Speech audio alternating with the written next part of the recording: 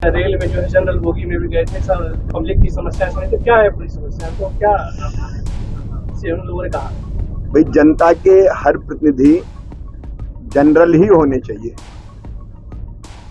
हम खास थोड़ी हैं, हम आम हैं, और आम जनता के बीच जाके ही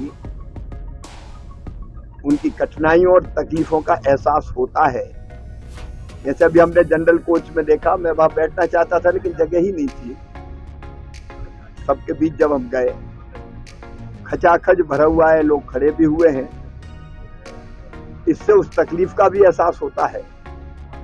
मुझे लगता है कि जनरल डिब्बों की और जरूरत है।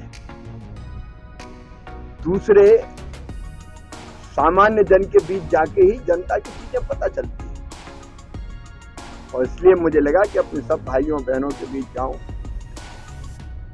जो ट्रेन से सफर कर रहे हैं। तो ये तो उनको समझने का और समझ के उनकी सेवा के